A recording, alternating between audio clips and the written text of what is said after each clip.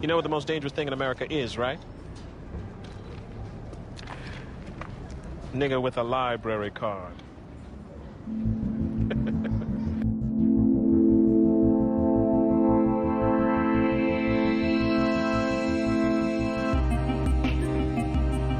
This is the Most Dangerous Thing in America podcast, a show in which we read books by black authors, and they're talked about by a black author, and you can listen if you are black or not black. That is okay. This week on the podcast, we're literally reading books by black authors. I messed that up. We're reading a book by black authors. God damn it. Well, at any rate, it's an anthology. That's what I mean. What I'm saying is that it's a book with many authors, all right? That's what I'm talking about. Name of the book is Cyberfunk, with a whole ton of authors. Not going to read all of their names. There's literally like 15. But it is a sci-fi anthology about Afrofuturism, African futurism. I don't really remember the difference, what India Roquefort says, but there's apparently a difference. But this has got all of it, okay? This has all of it. And how did I come to this book? It was on Amazon. I was looking for something, I don't know. And Kindle said, "Do you want this?" And I said, "Oh, is it another book?" I do have to say I'm really tired of all of the book jokes online where people are like, do I need any more books? Oh, I bought 50. Just buy the book. Okay, we get it. Everybody who buys books buys too many books. We got it. Just buy the book, and we're good with the book jokes, okay? Or at least I am. Anyway, I bought the book. It's like $5 on Amazon Kindle. I highly recommend it. I had a good time with it. And it was part of the Book Right Read Harder challenge. That's, one of the reasons why I bought it too. Like I knew that I needed to read it, but also it looked cool. And it had a cool cover image of like a cyborg. So yeah, cool cover, cool idea. I was thinking, like, as I was looking at the book, I was like, well, I mean, I already read black sci-fi. For instance, Octavia Butler and Samuel Delany and Octavia Butler. And I was like, okay, you know what? There we go. So the fact that you can only name 2 writers, and I don't actually think I've read a full Samuel Delany book, that's a bad sign, okay? So, especially for a person who likes sci-fi. So, yeah, I picked this up. Shout out to all of the writers in the anthology. I'm only going to talk about the writers whose stories I particularly liked. And so my metric for particularly liking the stories was I highlighted the story, like some word or thing in it. And then I went back through and I had 6 stories. And how many are actually in this thing? I don't even remember. There are, let's see, 1, 2, 3, 4, 5, 6, 7, 8, 9, 10, 12, 14, 16, 18, 19 stories. So 33% of these I was like, okay, I need to talk about them. And I don't know, that's a pretty good percentage to me. So let's hop in. I'm going to talk about the ones I liked, and the ones I didn't like, I'm just going to ignore them. And doesn't mean they're bad, they're just not my favorite stories. So anyway, let's be positive. First story, and it's the first story in the collection, A Sunken Memory by Donovan Hall. I don't want to give anything away, so I'm going to be careful here. But I really liked this story to kick off the anthology. Like, I thought it was kind of perfect, because some of the stories after this, I would say the couple after this, they weren't, I think the next story I liked was like 4 or 5 stories after this, or maybe 3 or 4 stories after this. So like, this one really did a good job. It's kind of like when you listen to an album, you want that first song. It doesn't have to be the best song on the album, but it needs to get you into it. But actually, I thought this was one of the best stories in the book. And so basically there's like this cyborg human guy. Like, he was a human, but he's been replaced by cyborg parts, and he's got memory issues, like, because each time he goes out and does stuff, if he pushes himself too far or gets like hurt in some way and like powers down, when they juice him back up, he loses part of his memory. So that's like the device in this story, where he's out looking for something. He's looking for humans who have survived whatever destroyed the world. I can't remember. And so, yeah, that's the thing you're thinking is like, man, is he gonna like lose the few memories he has left, which are the few things that keep him human?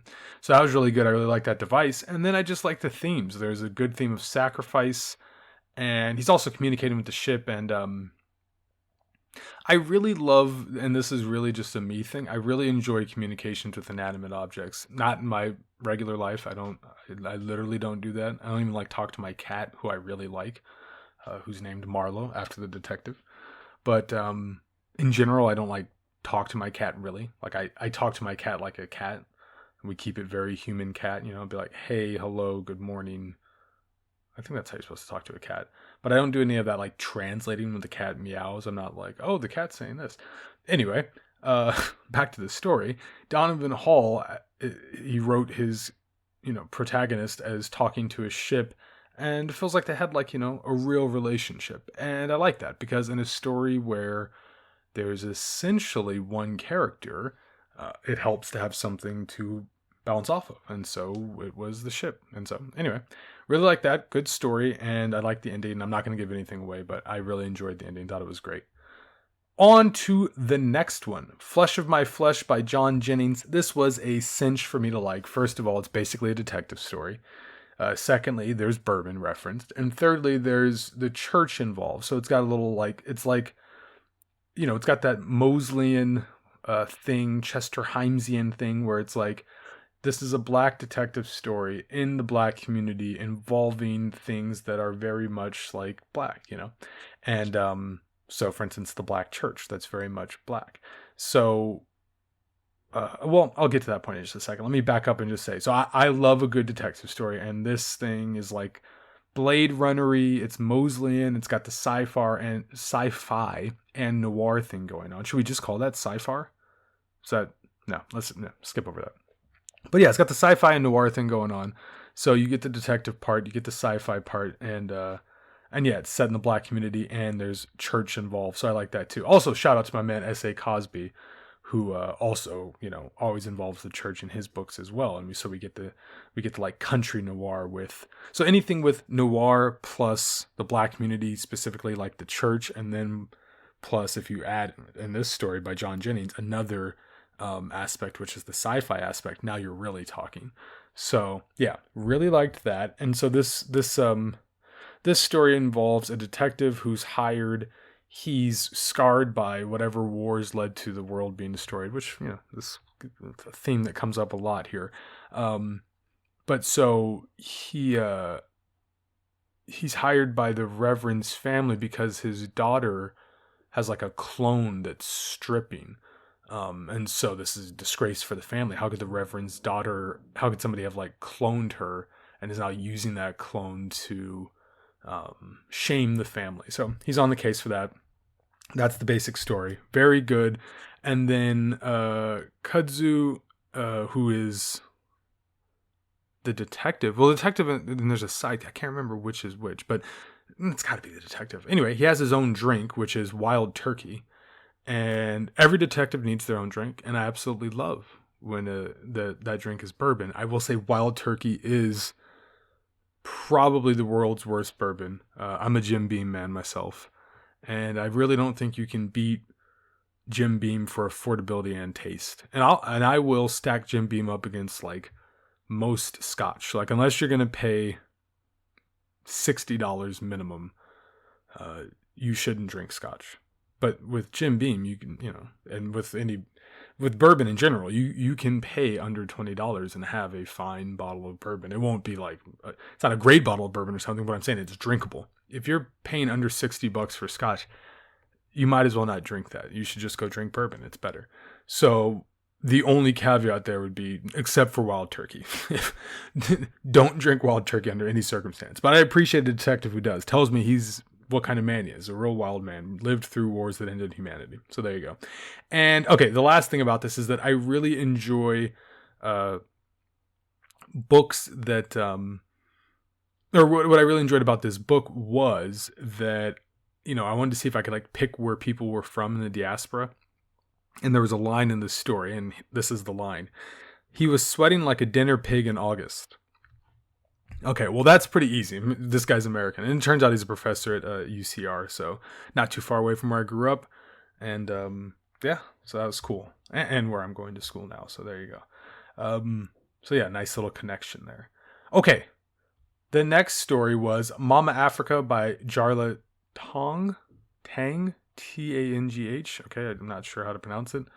If it were Mandarin Chinese, it would be pronounced Tong, but it wouldn't have the H at the end. So, but anyway, the reason I bring up that Chinese thing isn't to just be like, oh, I speak Chinese, but because this was a interesting cross-cultural story about a half Chinese, half Tanzanian child.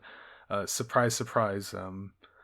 This half black, half white guy who's married to a Chinese woman wanted to point out that he liked this story. But I did like the story. I liked that the writer Jarla Tangh got the Mandarin correctly. Like, she called the company in the book the Feizhou whatever, but Feizhou in Chinese means Africa. That's what they call Africa. Zhou generally means can mean like a it always means a continent. Yeah, so it always means a continent.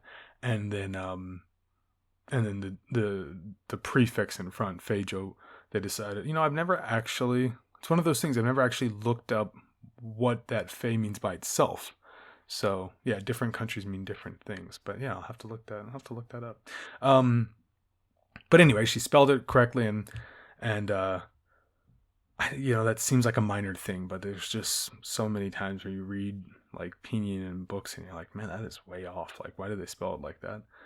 Never mind the people who still spell like Beijing, Peking, or something like that. Nanjing, where I live, the Nanking.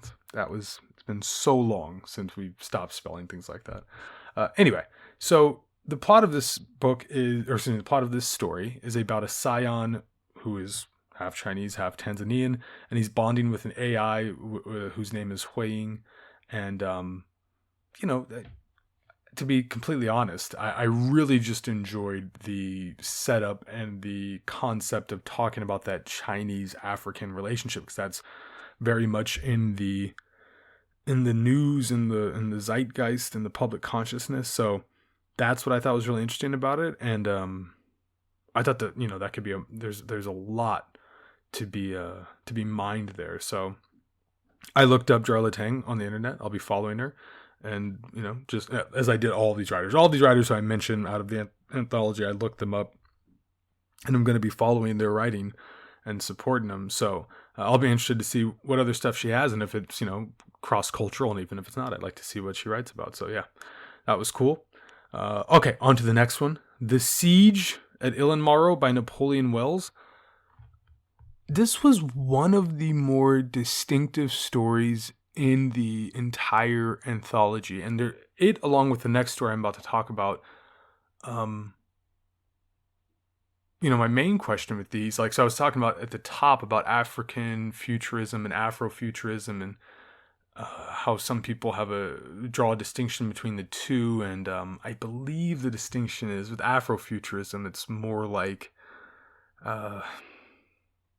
diaspora based. I don't want to give a definition that I can't remember, but I feel like it's something like diaspora based, space based, and technology based. And then the African futurism is all of those things, but more specifically about the African continent and how technology interacts with the countries developing on the continent. But I might be wrong about that. But so this book, or I keep saying book, this story is not really grounded in any of that, and feels like less like sci-fi and more like, venturing on fantasy. And then I looked up the writer, Napoleon Wells, and he said, he's a big Star Wars fan. So then I was thinking, like, is it more supposed to be like in that space opera, Star Wars kind of Dune world, where like I think everybody would say Dune is sci-fi, but like when you get down to it, there's of course hard sci-fi. Like, I just read a book by Greg Egan. I'm gonna drop that because I really like Greg Egan and he's awesome. So anyway, Permutation City, I think that's hard sci-fi with a lot of math in it.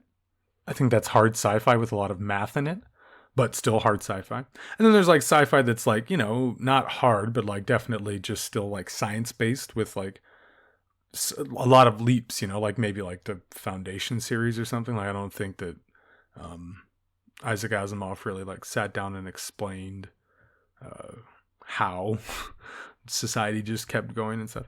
But then there's this where I don't think that there was like any like science stuff in it whatsoever. And felt more fantastical to me. But regardless, I really liked it. So basically, there's this guy, I believe Doc, and he's like kind of like the leader of a realm. And then one day, a woman shows up on the doorstep like this. It's not really a damsel in distress situation, just more like a mysterious traveler. And then she's being pursued by these pretty powerful beings, but like they don't really know what's up. Like they've heard of Doc, but they don't really understand what it is. And then they find out. And then there's more. And I don't want to give anything else away. So we'll just leave it at that. But yeah, it was interesting because like it didn't really feel like, it did not feel like sci-fi. But then when I was reflecting on it more, I was like, it doesn't necessarily feel like sci-fi. But I liked it and it stuck with me. So there you go. And the next story was similar, The Walkers Alchemist by T.C. Morgan. I really want to find out who this T.C. Morgan is. I really liked this one a lot. And it's, I guess, sci-fi, but more in like the way that like steampunk is sci-fi. Or, to once again go to the Chinese thing, the translator of Three Body Problem, Ken Liu, he did an anthology a couple years ago. And I can't remember the name of it, but in it, he introduces the concept of Chuan Yue, which is like time traveling stories that often have elements of sci-fi in them. So like it'll be set in like, the Tang Dynasty, like 1500 years ago, but they'll have like some version of the internet. And in this anthology, that's basically, there's a story like that. And that's kind of what this feels like. Well, first of all, alchemy's being practice, so there you go. And you go back and it's like it's set in Morocco, I believe. I think it was Morocco. And alchemy's being practiced, so it's a long time ago. And so it feels like a time traveling story, but then there's like nano robots. So I wasn't really sure it was sci-fi, but I really enjoyed the story here, which I don't think it's anything. Yeah, it's not giving anything away to tell. The basic premise of the story is this guy who's like the state's executioner. It's like his job, basically. It's not really, but whatever. He's in charge of the dead, and the whole dead thing has a certain. The rules of the world in this story are very specific for the dead. He's in charge of them, and he is able to manipulate a dead body, the dead body of his wife. He's able to manipulate it he's able to reanimate it. But when he does, it's like a Freaky Friday situation. And instead of his wife, it ends up being an alchemist who is like basically a witch at this time.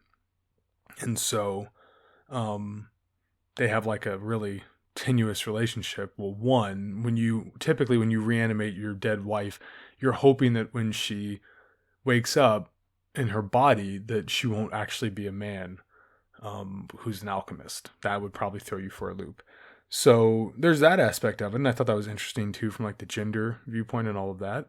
Also, like the alchemist inside of her body starts to like have to like deal with his body, and it's like what it's urging him to do. So he's grappling with that, and then he's also grappling with the guy who brought him back, who's like, yo, like, I don't like you, you're an alchemist, but also you're in my wife's body. So yeah, I just really liked it. I thought it was a clever story. I liked the setting, I liked the backdrop, and it was fun. So yeah, I'll be looking at T.C. Morgan. Tried to find T.C. Morgan online. I'm not sure I found the right T.C. Morgan. So I found T.C. Morgan on Amazon who sells self-published books, but that person hadn't linked themselves to this anthology, but that doesn't necessarily mean it's not the same person. But I don't know. So if T.C. Morgan hears this, please reach out, because I really enjoyed your story and would like to read more. And then, so the last story that I really liked here was by Milton J. Davis called Playing the Odds. There's one very simple reason why I liked this. Well, there's two. One, there's a badass like cyborg robot guy named Carlos who just, to quote Jack Nicholson in One Flew Over the Cuckoo's Nest, because I fight too much and I fuck too much. That's why he keeps going into the asylum. That's basically Carlos. He just doesn't really care about stuff. Not a bad dude, but he wants enough money to just be able to like have a good time. And he's like a mercenary detective type sort or whatever. And then there's a woman sidekick character. And so they make a good odd couple type situation. And yeah, but really I just like Carlos's hijinks. I like that he's human, but he's got like, you know, robot parts and stuff. And then he's got all the human, and it reminds me a lot of like Hellboy. He's kind of like Hellboy. He's that kind of like, you know, good dude, some vices, definitely a slave to his vices. And yeah, he tries to deal with it as best he can, but you know, he's a slave to his vices. So yeah, that was a fun story, and kind of long. I think it's one of the longer stories in the collection. I think it's the last story in the collection as well. If not the last, it's the second to last story. So yeah, but it was a good finish for me. Like that was my last story that I really liked, and I was like, oh yeah, this is good, because you know when you're getting towards the end of the book, it's like, well, how many more good ones am I gonna get? And actually, you know, it's pretty well spread out throughout the book. So yeah, I felt like basically every third story I was like, oh yeah, I like that. That's almost exactly what happened. So yeah, enjoyed that. And then I'll say about Milton J. Davis, I looked him up, and his Twitter handle is the Griot, like the West African storyteller, the Griot. But he got it just TheGriot. And damn, man, that's a great handle. You know, that's like Andre Iguodala, the basketball player. He got, I think on Instagram or Twitter, his handle is just Andre. Like he's the only person who got it. And the Griot is a great fucking Twitter handle. So shout out to Milton J. Davis for that. I'm very jealous. And shout out for a good story too. I like the story. I love the Twitter handle. How about that? All right. That's going to do it. Next week or 2 weeks from now, I'll be reading a book. It'll be fiction. I don't know what it is yet, but I'll definitely be talking about it. It might be Matt Johnson's book. I bought it, but I haven't read it yet. So maybe we'll do that. Yeah, maybe we'll go ahead and say that now. I will read Matt Johnson's latest novel and talk about that. And yeah, so come back in 2 weeks and listen to me talk about Matt Johnson's latest book. And let's see, the intro music and the outro music is by The Keep Running, so check him out.